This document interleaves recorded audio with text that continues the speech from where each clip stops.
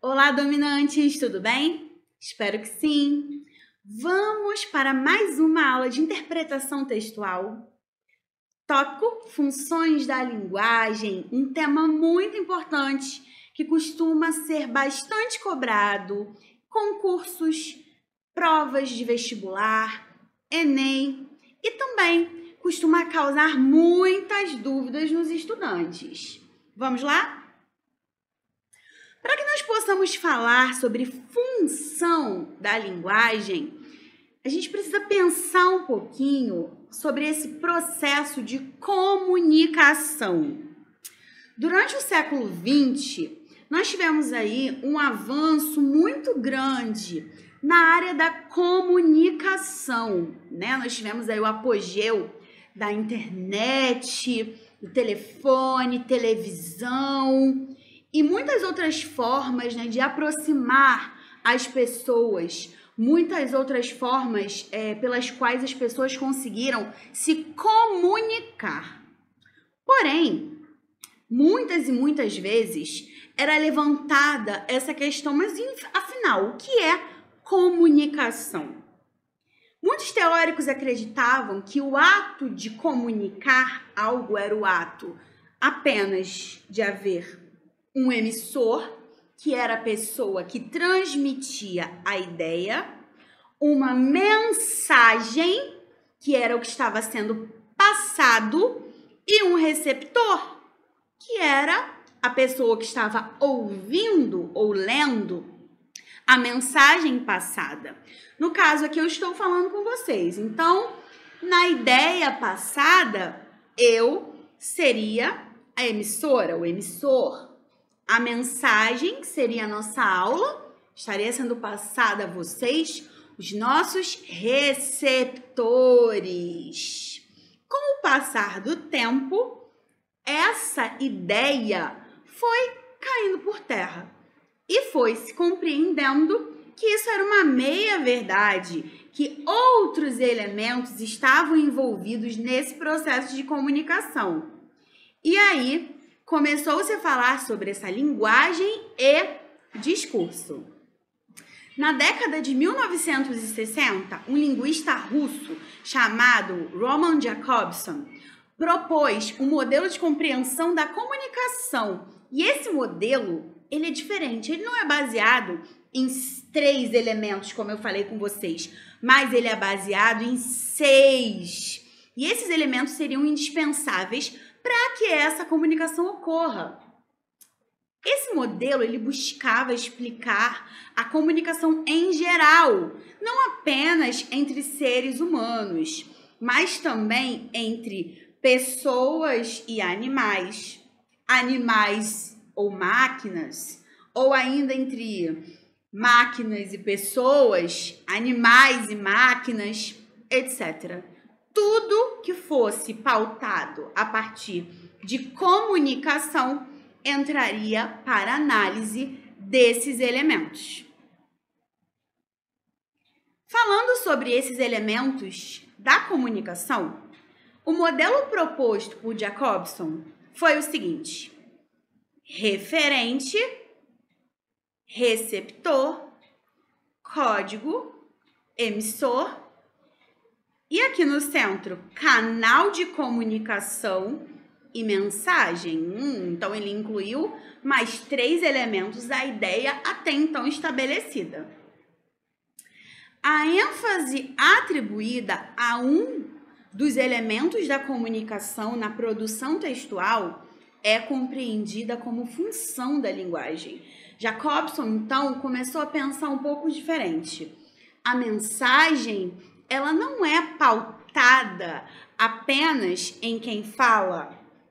A mensagem, ela não é pautada apenas em quem a recebe.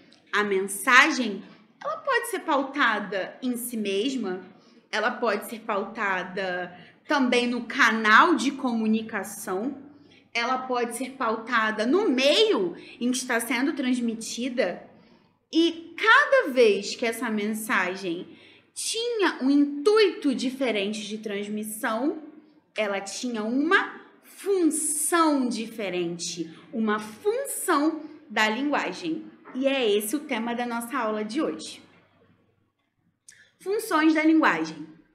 A ideia que a linguagem apresenta funções está baseada na noção de que cada texto está a serviço de um elemento da comunicação específico. Quando nós pensamos no contexto da mensagem, nós utilizamos a função referencial, porque a preocupação é o referente. Quando nós nos preocupamos com a mensagem que está sendo transmitida, nós usamos a função poética. Quando nós nos preocupamos com o emissor, com a pessoa que está falando, nós usamos a função emotiva. Cuidado para não confundir emotiva com poética. Daqui a pouco a gente vai ver cada uma delas. Quando nós nos preocupamos com o receptor, nós utilizamos a função conativa da linguagem. Gente, não é conotativa. Conotativa nós já vimos que tem a ver com outra coisa, tá? É figura de linguagem, é conativa. Quando nós nos preocupamos com o canal que transmite essa mensagem, ela é fática, é função fática. Quando a preocupação é o código, é metalinguística. Tipos e características. Falando sobre cada uma delas, emotiva. A emotiva, ela está relacionada ao emissor. Quando esse emissor ele está no centro do discurso, ele apresenta uma construção discursiva subjetiva. Lembrem-se sempre, subjetiva tem a ver com o sujeito, tem a ver comigo, tá? Diferente de objetivo, ok? Ele apresenta suas opiniões, seus gostos, seus sentimentos. Por isso, ele usa a primeira pessoa do discurso, ele usa interjeições, reticências, pontos de exclamação. Quando ele quer passar os seus sentimentos, as suas emoções, ele pode usar advérbios, adjetivos, marcas linguísticas de oralidade. Então, quando nós escrevemos algo pensando na nossa objetividade, nós temos aí a linguagem emotiva. Observe o exemplo presente na canção Divina Comédia Humana de Belchior. Estava mais angustiado que um goleiro na hora do gol. Veja que aqui nós temos o pensamento a respeito do sentimento de alguém. De quem? Aqui do meu interlocutor, mas é o meu receptor ou o meu emissor? Meu emissor. Então, é emotiva. Apelativa ou conativa. Quando a gente pensa em apelo, apelar para algo, pedir algo, querer algo, emprega-se quando o emissor objetiva interferir, olha só a palavra, hein? No comportamento do emissor. Eu quero convencer alguém a alguma coisa, de alguma coisa. Então, eu vou dar uma ordem. Eu posso usar o imperativo aí. Ou fazendo-lhe um convite também. Tem como marca, gente, a presença desse imperativo, tá? Segunda pessoa, pronome de tratamento você. Também presença de vocativos. É muito utilizado nas propagandas. Aqui eu pus um exemplo para nós. Keep calm and beba Coca-Cola. Tem um meme, né? Na época aí, os keep calms foram muito usados. And beba Coca-Cola, né? Então, aqui, como nós podemos observar, tem uma ordem. Então, na propaganda, né? Quando eu era criança, isso faz pouco tempo, né? Coisa de 10 anos, né? Tinha uma propaganda que era assim: compre batom, seu filho merece batom. Tinha um comercial, não lembro muito bem, mas eu lembro da frase. E vejam que está no imperativo, porque é função apelativa ou conativa. Nós temos aí o verbo no imperativo, é uma ordem. Faça tal coisa. As propagandas, elas têm muito essa característica de mostrar para o outro que é importante que ele compre aquilo, que ele faça aquilo, que ele tire proveito daquilo, que se ele não tiver aquilo, ele sairá em desvantagem. Então vem aí a questão do apelo comercial. Fica a dica. A próxima função da linguagem é referencial. Pensem em referente. Aquela que dá destaque ao contexto, ocorrendo sempre que a linguagem possuir caráter informativo. Então, gente, referente. Nós vamos transmitir uma informação. Sendo assim, os textos apresentam grande objetividade. Opa! Falei anteriormente que subjetividade tem a ver com ser, tem a ver com você.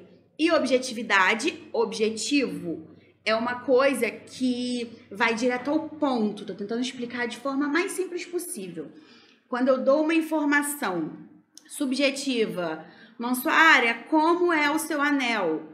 Se eu pensar subjetivamente, meu anel é prateado com uma pedra preta e é muito querido por mim.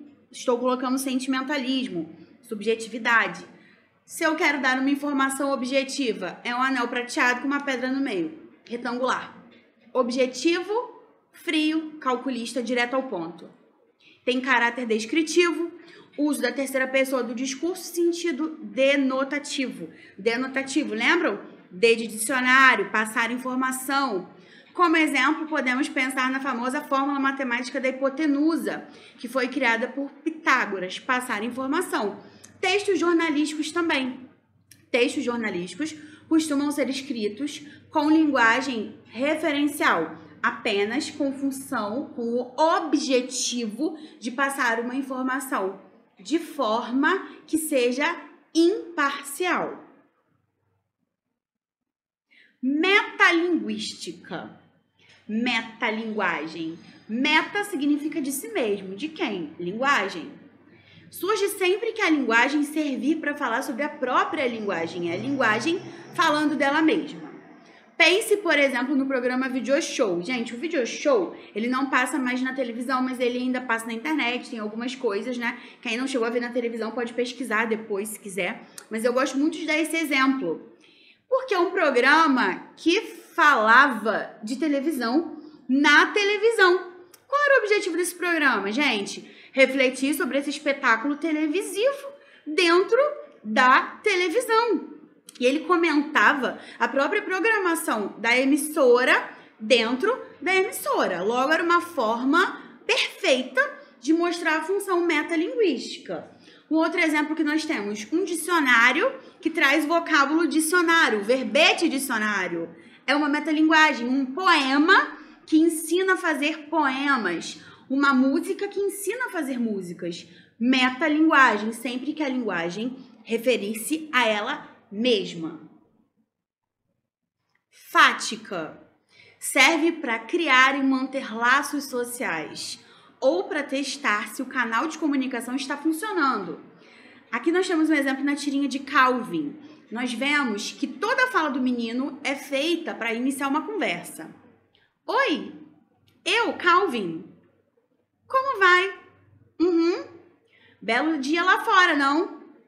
Yep!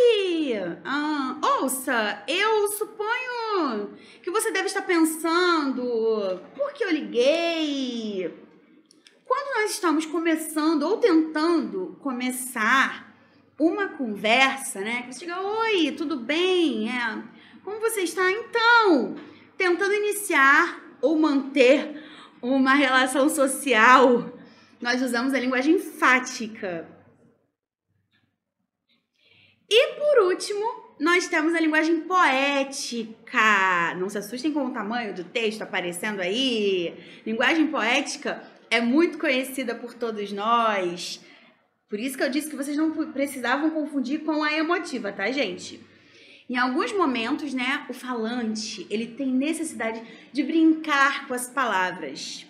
Com esses jogos, né, de sentido, gente, os sons das palavras, eles acabam ganhando outros significados.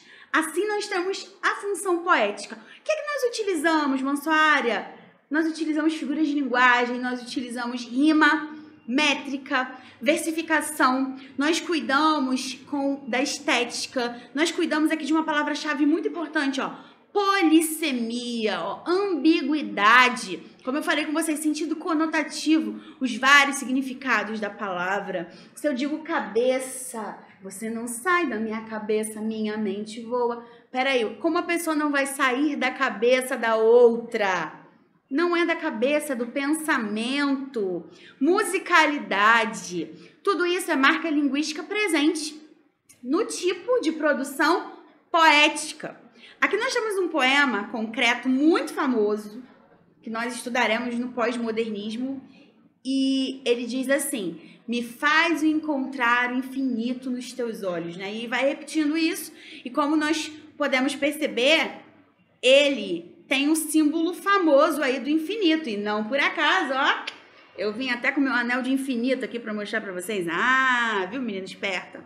E aqui nós temos, gente, o símbolo do infinito com esse poema concreto em forma de infinito. Então percebam que a função poética ela é dotada também de mostrar sentimento, mas de uma forma a brincar com as palavras, de fazer aquilo que a literatura traz como arte, o fazer poético, o brincar e trazer a palavra como aquela matéria-prima da qual os parnasianos tanto falam.